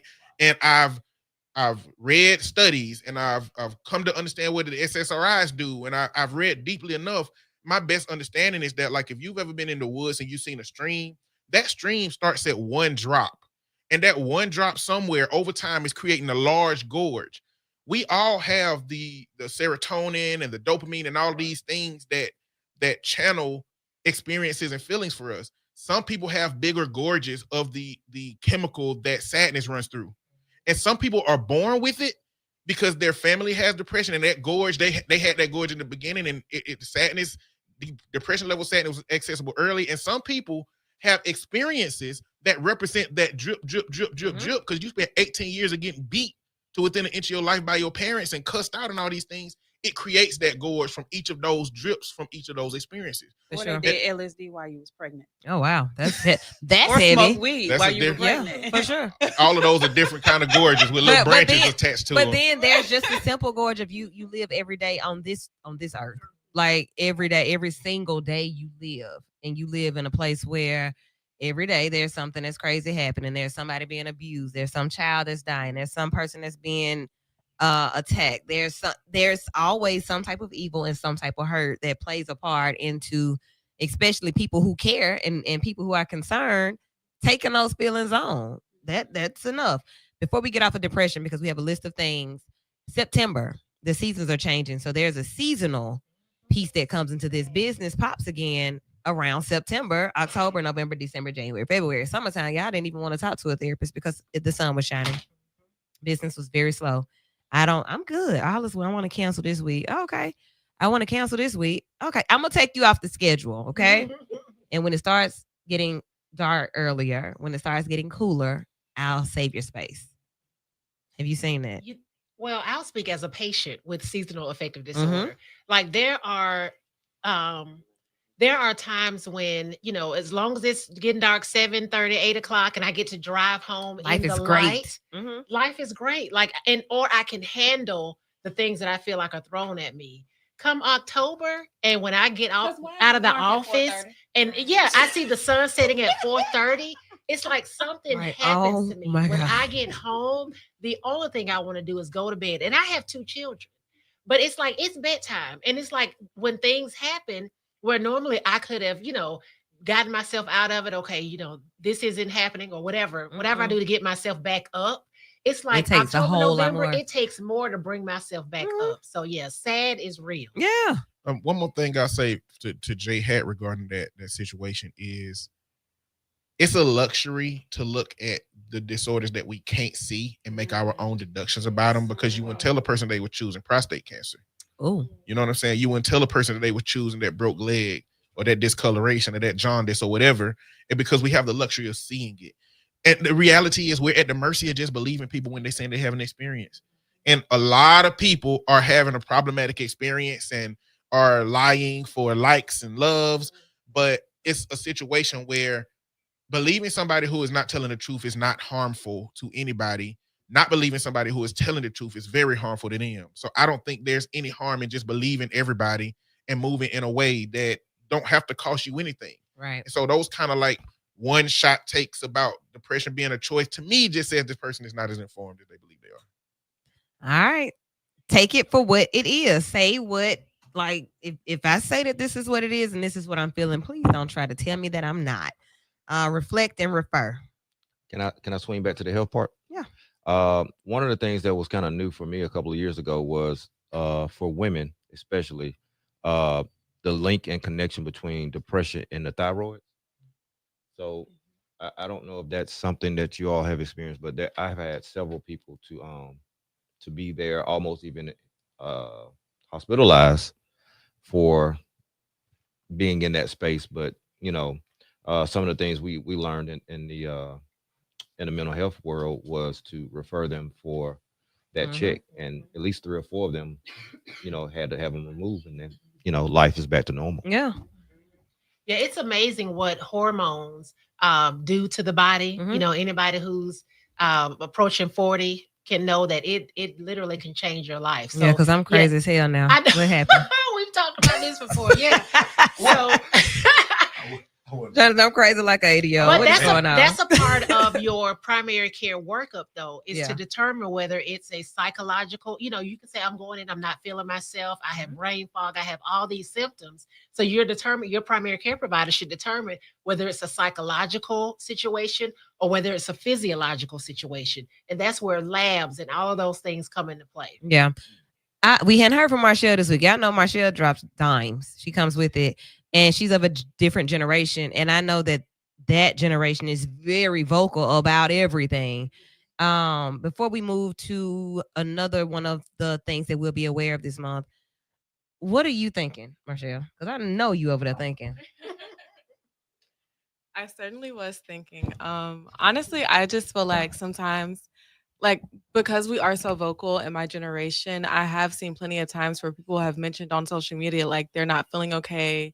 Like, they don't want to do it anymore. And like, even when I have conversations with like some of my friends at times, it's like, honestly, I really don't know what to say sometimes other than to just be there for them, or like just tell them to see it through if you can. Because there's even been moments within like my own personal experiences where like I felt lower, I felt down about things. And it's just like, I really don't know what else to do other than just to try to get through it and understand that like sometimes I'll be sad, sometimes I'll be happy. But like, obviously the human experience, it's like up and down, in and out. So it's like, I think that's the best thing that I can do for myself. But it's really hard for me to speak to other people and like try to let them know how to navigate it, because I kind of don't really know how to myself. I just do what's best for me and just try to like tell people like just figure out what works for you, you know? Yep. Yeah. And that's why I feel like the self-awareness comes in as well, because you know when you start to feel off, or where you start to feel different, or you start to feel overloaded, overwhelmed, overstimulated. Sometimes you do need to be to yourself. Sometimes you need to go get that girlfriend and go have drinks at Firebirds like I did Friday night. I was like, what you saying? You know, and just, Is it a date? and just talk and just listen and share those things, whether it's family, you know, related, and then listen to them, because I'm telling you, we're not rare. Everybody has something going on and they just want you to listen. So Yeah. I know when I get to those points, it's like, okay, it's time for a girl talk, girl session, etc. And then I'll say back to what Eddie was saying this morning when I went to church, and I wasn't on time, so I was out in the lobby area, but one of the associate ministers came up to me. You had a blessed week? I did. You doing okay? I was like, what am I supposed to say? I said, well, you know, I have had a few deaths here recently, so it's been, you know, some grief going on. And then he said, how did that make you feel? I did not have words. Good minister. Good minister. I did not have words. And so it allowed me to bring those feelings up when I was in service. And the sermon topic was how God comforts us. And it was almost as if he was preaching a eulogy. And when I tell you, I had to let it come up and come out and realize for myself not to, I'm a person that always tries to push things down, push things down, push things down. I got to go, got to move. And we have to learn to sit with things. We have to learn to deal with things. And one of the things that I had been doing was the journaling piece. But then I looked back and saw you really have been off of that as well. So not really getting my feelings out, dealing with them. We have to be self-aware and know what we need to do for our own self-care, and then be able to have that circle around us that can support you during those times. For sure. I appreciate you sharing it. That's a hey, Jonathan, you might want to write that concept down. Well, The you heard eulogy, me my say, mind. yeah. Come on, You Oregon. heard me say that's a good minister. And that's the other thing about it, because according to research, because we do bibliotherapeutic practices, so they're always short term. But the good thing about those numbers is people who are connected to a spiritual source, and I wanted to use the word spirituality here on purpose, usually typically have a better way of coping, managing, and does not experience that other side to the dark room. And so I would just encourage the listeners to, even if you're not a believer per se, to tap into the spirituality aspect of life. For sure. Got a comment, and then I want to move to another one of the things that we are aware of in September. Question: can medication cause suicidal thoughts? Does the pharmacist bring up that side effect of a medicine if it's been prescribed for you? Look at that, brother Long. All right now. Hey, babe. Look at that. All right. So I mean, that's Bonus a point. Yes. yes. Let me get you a bell, girl. Hold on. But absolutely. So, you know, and it's funny that, you know, sometimes medications prescribed for depression. Actually, some of them have black box warnings that suicidal ideation is a side effect of the medication. So, and again, it goes back to the chemistry of the brain and the way it is manipulating those neurotransmitters. So, yes, you can take medications for depression that actually can cause suicidal ideation. Again, that's why it's very important to talk to your pharmacist. So yes, if we have a patient that's starting on a new SSRI or SNRI, we are talking to them about where you are, what's going on, what type of symptomatology do you have, and where are you in the kind of spectrum of depression? Because if you're, you know, close to suicide, or you have those thoughts, we want to definitely give you specific instructions on how to handle those thoughts if you get there. For sure. So it's a different level of counseling as opposed to someone with traditional depression. And making sure that they have a therapist, because we have a lot of PCPs prescribing those. A lot of them will make sure you have a therapist. Sometimes it may fall through the cracks, but they definitely need a therapist if they're on those medications. Yeah. And to speak to that, a lot of depression is based on patterns of your life, things that have happened, things that need to be unraveled. That pill itself gives you 5-10 extra seconds not to see something as negatively as you could otherwise, right? And you need to learn where you're seeing those things as negative at through therapy. So the pill does something. Another thing I'll say is don't let the idea of a medication possibly causing suicidal ideation be a reason that you don't take it at all. When it comes to those disorders that we can't see, a medication is coming into a chaotic system trying to figure it out. Think of it like your brain is a busy highway and a new medication is pulling in the off ramp, getting on the interstate. If it's going too slow, it's going to cause a wreck, just like if it's going too fast. You got to find the medication, the dosage that fits right into your system, that allows it to integrate into a point that is not so invasive, but also gives you that little extra time and extra moments you need to think differently from those negative experiences that you've been having. Yeah. And I'll say that's why we as pharmacists consider pharmacogenomic testing such a vital part of our therapy. It's one of the services that we offer, a vital part of therapy. Because, yes, so pharmacogenomic testing is basically looking at your DNA and based on your DNA, how your body responds to certain medicine. So when we're talking about antidepressants, there may be 15 different antidepressants on the market now. And what pharmacogenomics does is narrow that down to number one, something your body may be more likely to respond to. So it takes away all the trial and error, let's try this for 2 weeks and see if it works. But then number two, it lets us know how your body responds in terms of potential side effects. So it lets us know how you metabolize certain drugs. If you're a slow metabolizer, you may hold on to that medication and suffer side effects or toxicity even. If you're a fast metabolizer, you're not going to get the benefits because your body is metabolizing it so fast, you can't get the effects. So if you're someone who has had trouble finding the correct medication, pharmacogenomics may be the route you need to go. And that's something separate from what Dr. Stone was talking about, right? Actually, yeah, as you said, yes and no. So with the catalyst, doing the genomic testing, that's going to give you a little bit more in depth as we're talking about the susceptibility to a particular condition, disease, disorder. For the pharmacogenomics, is tied to medication and your DNA. I'm going to do that. And then how long do the results take? It takes on average 15 days for the results to come back. So by the time you all come back, if I go ahead and do it, we could talk about it. Absolutely. I'm going to do it. Okay.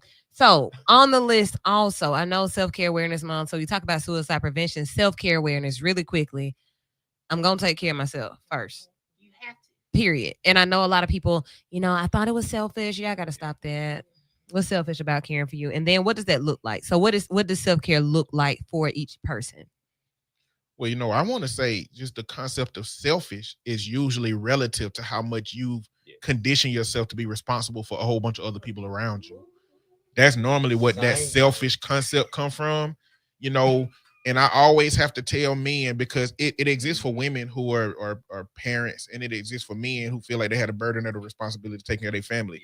Taking care of you is taking care of them. Yes. You, as you've heard before, you cannot pour from an empty cup. If you're only at 70%, that's all you can give. And if that whittle down to 40, that's all you can give. You got to replenish that to be able to give as much as you can give to people. And so you can't do that if you're not taking care of you. I would say it looks like this. For everybody who's been on the plane, put your mask on. Do not try to put your child's mask on first. And that's because without the oxygen you need, you ain't no good. I would also say this, because you went there, and that was whoa. Men. One of the things we don't do is that we don't stop to look at what we need. We neglect the doctor, we neglect the visits, we neglect ourselves, and it becomes kind of caretakerish, right? And so you become the caretaker of everybody but you. And then when everything starts breaking down, then it's too late. But if you can manage those break moments, take breaks, brothers. take mental pauses, and so you can be and extend your proximity for your family. And let me add to that, the level of internal turmoil that you're going to have, men, because you didn't take care of yourself and now you're having to be taken care of, is I'm telling you, it ain't nothing to play with. Plan on being here as long as you can by doing that, because for you to be the person that can't move, that's wheelchair bound, that can't walk the way you used to, that's on disability, when you identified yourself as the money, the provider, the worker, all of those things, that's one thing that I talk to men about. We got to uncondition ourselves out of being just laborers exclusively, because at some point we're going to labor ourselves into a space that we can't recover from, and it's going to be so much earlier than it have to be if we're not taking care of ourselves on that journey. If you're going to commit to that journey, you also then have to commit to the health that will allow you to pursue that journey longer than otherwise. Okay. Ladies, what else is on the list for September? So one of the things we wanted to talk about is Blood Cancer Awareness Month. Blood cancer. Yes. So one of the blood cancer that I think of that's really affecting our communities more so now than it has in the past is multiple myeloma. I have one of my aunts actually is a multiple myeloma survivor. She went through where they basically had to wipe out her immune system, and it had the bone marrow transplant. I mean, it was just an ordeal. Like a total cleanse. Wipe it out. Yes, wipe it out. And it was very tough, but she's an amazing person. So she persevered, and she rang that bell a couple of weeks ago. And we're Amen. So yes, she did. She did. But then I also have a friend who is my age that has been diagnosed maybe 5 years ago. Mhm. So she was probably right over 40. And she has what we call smoldering multiple myeloma, where it's something that they're just watching. So again, we cannot stress enough that preventive care is so important, because you may get these diagnoses, but like Mr. Pastor Woodruff said, he has the diagnosis doesn't have him. Yeah. So it's all about your mindset. You have to be able to, but we'd rather know early where we can treat, where we can give you the care that you need, than get so late, as Dr. Stone was saying, to where there's nothing else we can do. But blood cancer. Blood cancer. What even is that? I was like, Because what? Right? Like, I mean, you think about it, and obviously I'm not an oncologist, I'm a pharmacist, so let's get that straight. But kind of in layman's terms, think about all the cells that are in your blood, the white blood cells, the red blood cells. And those sick ones are. All of those things. So cells are things that just replicate. They renew themselves over and over and over. And anytime you have anything that replicates, you have the potential for it to have damage to the DNA. And when that cell grows in your blood, it can be considered a blood cancer. So it's just with any kind of cancer. It's a bad cell, something that has damage to that DNA, and that bad cell replicates and it causes a cancer. But this just happens to be in your blood as opposed to in your prostate or in your kidney or in your breast. My. Kendrick said we talking his language tonight. What's up, bro? Thanks for tuning in. Anthony made a comment. Unfortunately, a lot of men view going to the doctor as a sign of weakness, which is a lie from the pits of hell. The male ego is a strength and a weakness. All right, now speaking from a man married to a pharmacist. All right, so blood cancer, like that is something to really research, really, be aware of it. I'm going to do some more research in that. What else is on that list? Sexual health awareness. Yeah. Month. Sexual health. So over, what we got? 20s to 50s in the room. I don't even know what we got. Yeah, we got some of that, right? 50s. 20s to 50s? Over 50s. We just, okay. All right. And you would think that, like, at our ages, people aren't really having conversations about safe sex, right? Because by now you should know how to be safe. But by now you're really set in your ways and you do things that may not be safe. So let's have that conversation. I would say one of the things that I learned, we were actually working on a project and we met a person that was over a nonprofit for HIV. And every time I saw the PrEP commercial, I thought it was for people that engage in that type of behavior, same-sex behavior. But actually, PrEP therapy is for anyone engaging in sexual behavior, because we do not know whom our partner could potentially be sleeping with, or yourself may be tipping out or something. So there, I remember, was it back in the 90s when it was the DL or the download era? And 2000. I was about to say that's not. It done turned all the way up now. I'm just talking about when the book came out. Like when it came out, that right? dates me, see. So I remember then there was nothing around, nothing to actually have or do to prevent ourselves unless you were doing, with a condom or something prophylactically that way. But now there is the PrEP therapy, but now there's such a stigma attached to it. To a lot of people don't listen, or they don't know that grandma in the nursing home may need to be on. Do you PrEP hear therapy. me?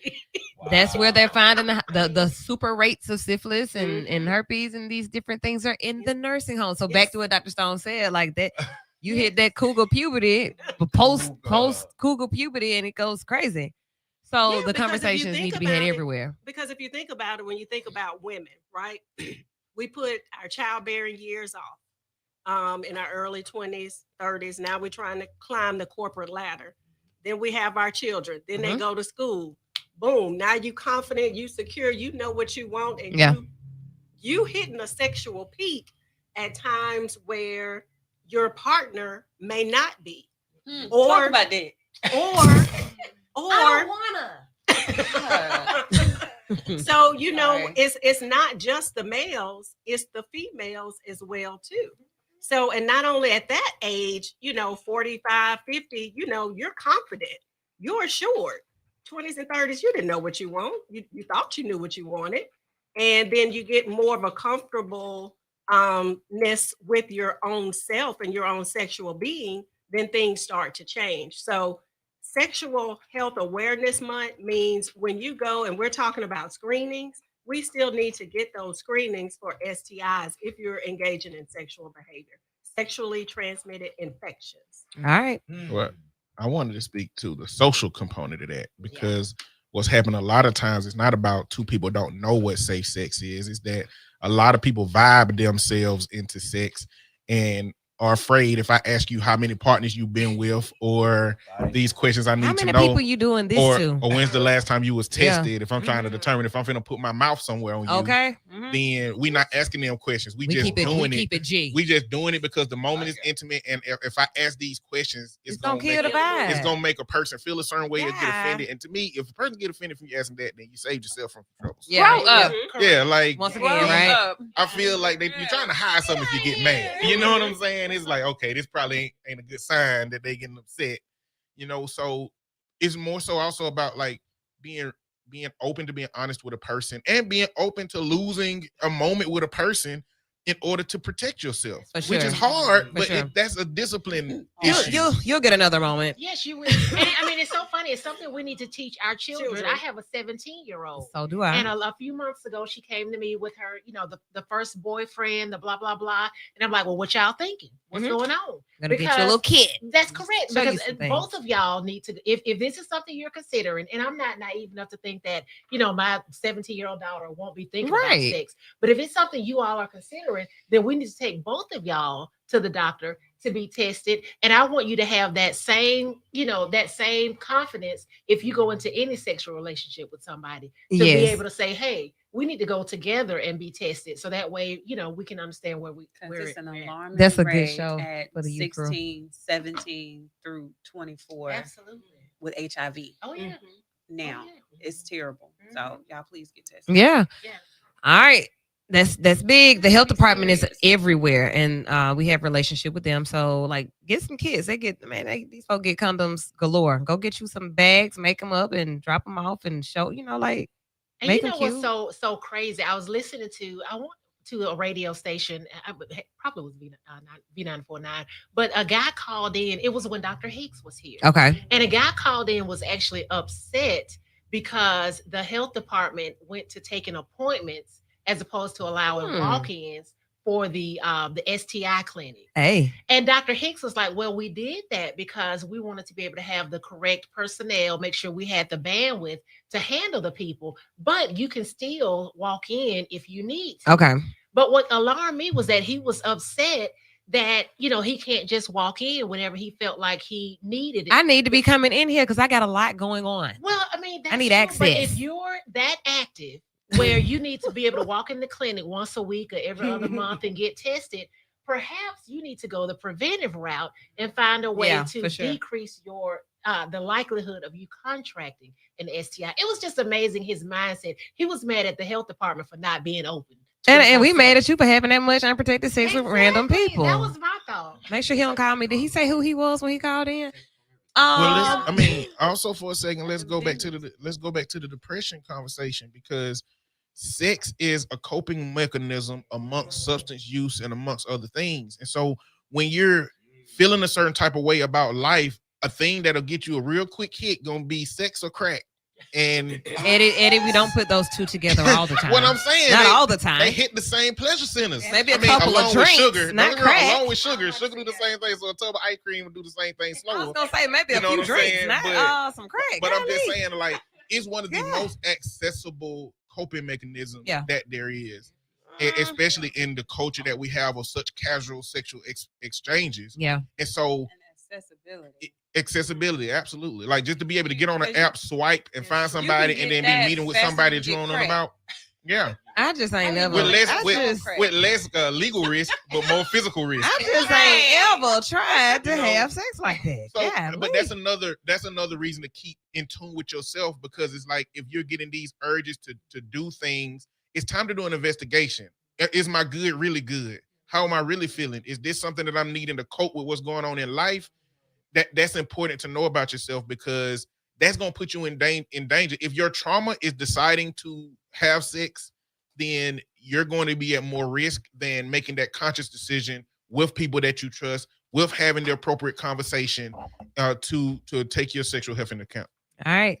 Anything else on the list that we need to be aware of for September? Sickle Cell Awareness Month. Absolutely. How many of us have sickle cell trait? I do. Just me?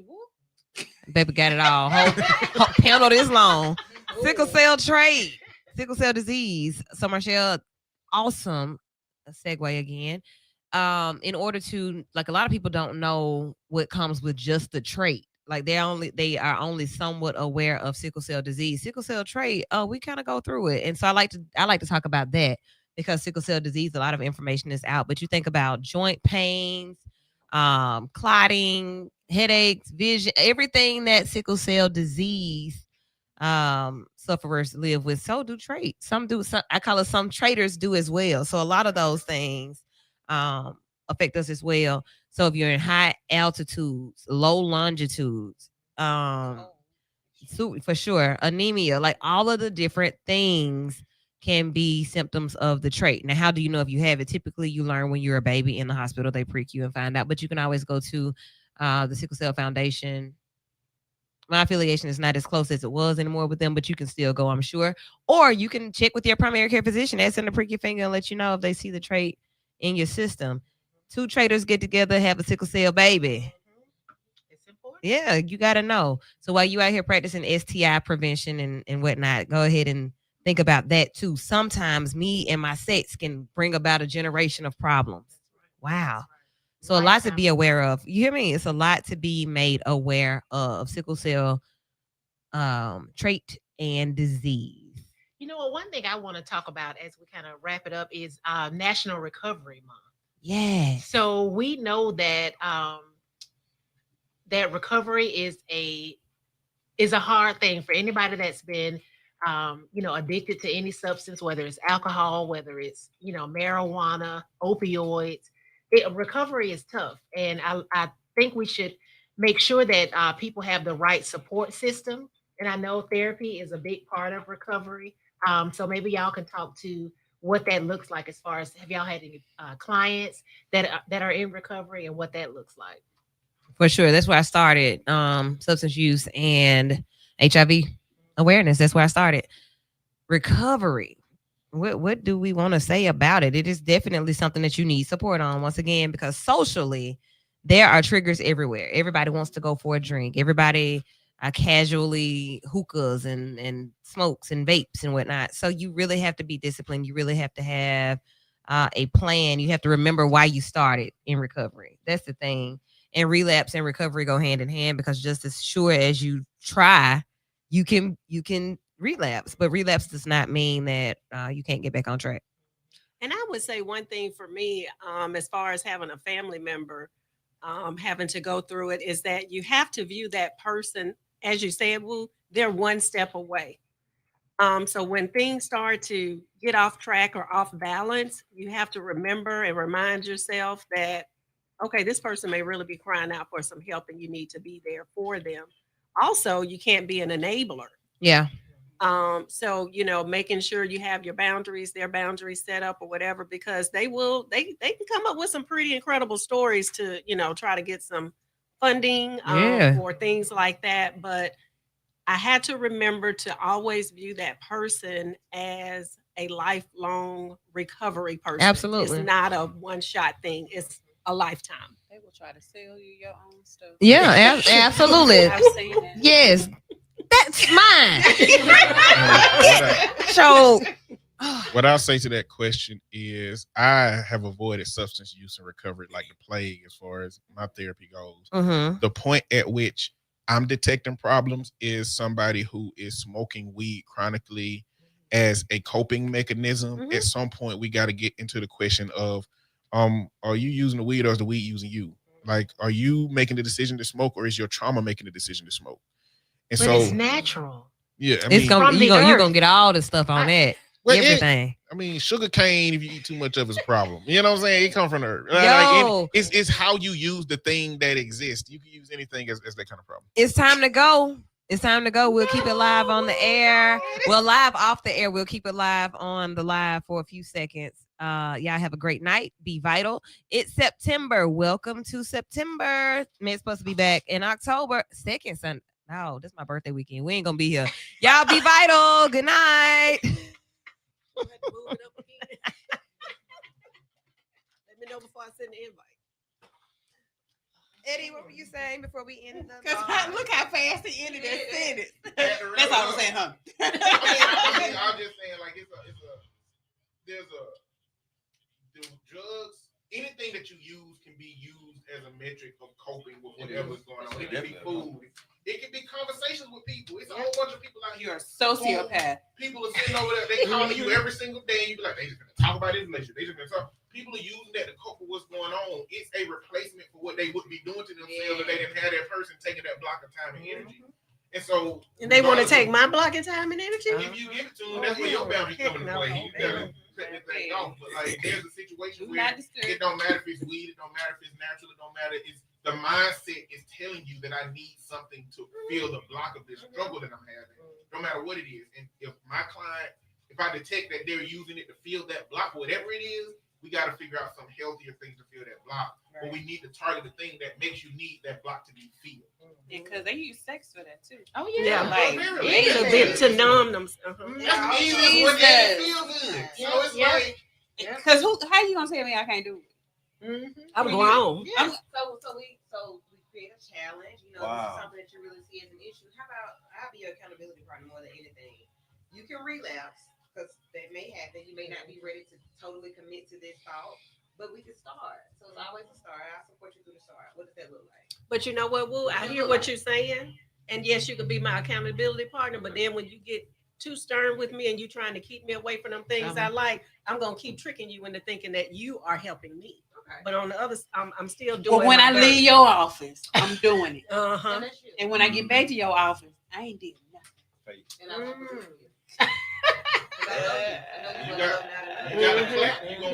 Listen, I know you. That's still out there. You should have waited on the health department to open. You got that package, you're gonna be like, I wish we would have addressed the thing with these old men thinking just because they got a vasectomy, they can't contract nothing, they can't give nobody nothing. That's the senior center issue. Yes. I can't give you nothing. Going from room to room. These parasites. You gave them to me. Trick is a parasite. It really is. You giving folks parasites.